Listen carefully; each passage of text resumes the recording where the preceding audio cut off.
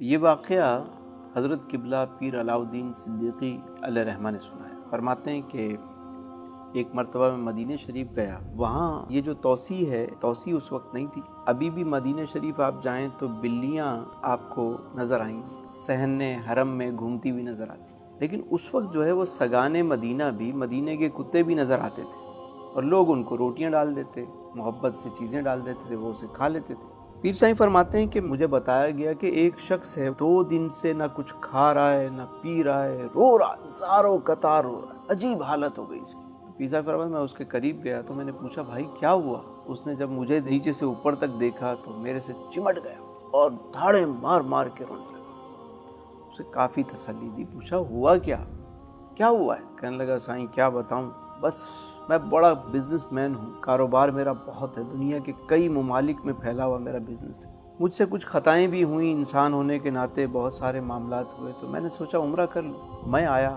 عمرہ کیا، مدینہ شریف آیا تو میں نے دیکھا کہ یہاں لوگ مدینہ کے کتوں کو روٹیاں پیش کرتے ہیں، ان کے آگے چیزیں رکھتے ہیں، وہ کھا لیتے ہیں۔ میں نے بھی کافی ساری روٹیاں خریدی اور لے جا کر میں نے ان کو پیش کی، لیکن جتنے کتے تھے وہ آتے، مجھے دیکھتے، روٹی کو سونگھتے، واپس چلے جاتے۔ کسی نے بھی میری یہ روٹیاں قبول نہیں کی، کسی نے بھی میرا یہ ہدیہ قبول نہیں کی۔ میں کیا کروں پیر سائیں؟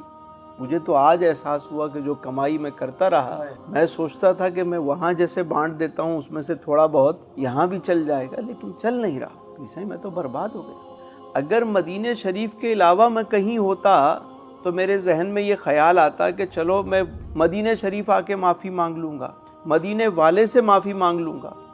بابا میں تو خود مدینہ میں ہوں، میں کہاں جاؤں؟ نہیں، میں تو لٹ گیا، میں برباد ہو گیا، میں کیا کروں؟ پیر صاحب فرماتے ہیں کہ میں نے اسے تسلی دی اور میں نے کہا کہ تم تو حضور کے امتی ہو، مایوس کیوں ہوتے ہو؟ ایک کام کرو، دوبارہ روٹیاں لو اور جا کر گنبد خضرا کے سامنے بیٹھ جاؤ، جالیوں کے روبرو جا کر صحن میں بیٹھ جاؤ اور حضور سے عرض کرو کہ حضور اس فقیر کو قبول کر لیں، حضور یہ قبول کر لیں، یا مجھے بتائیں کوئی در ایسا کہ جہاں میں چلا جاؤں، حضور قبول کریں، تجھ سے چھپاؤں منہ تو کروں کس کے سامنے، کیا اور بھی کسی سے توقع نظر کی ہے؟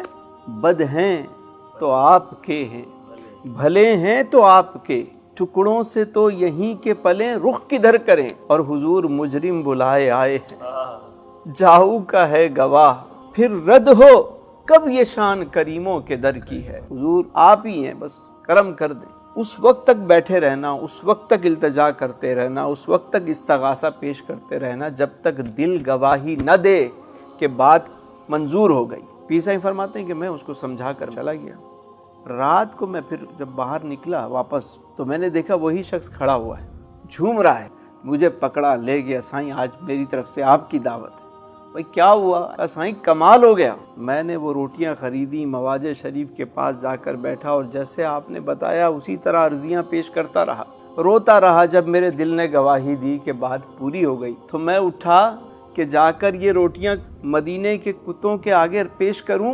فرماتے ہیں کہ میں کیا جاتا، وہ سارے میرے پیچھے چل رہے تھے، اور بھائی میری چیز قبول ہو گئی، میں تو خوش ہوں۔ یہ میسیج ہے ان تمام لوگوں کے لیے جو سمجھتے ہیں کہ ہم لنگر کھلاتے ہیں تو اپنی طرف سے کھلاتے ہیں۔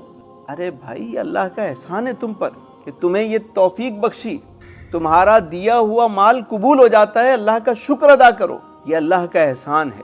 اللہ جسے چاہے چن لیتا ہے، جسے چاہے جس کام پہ لگا دے۔ اگر تمہارا دیا ہوا ہدیہ قبول ہو جاتا ہے تو اپنی خوش نصیبی پہ ناز کیا کرو، مزید محنت کیا کرو، اس راہ میں مزید کوشش کیا کرو۔ کیونکہ جو تیرے در سے یار پھرتے، در بدر یوں ہی خوار پھرتے۔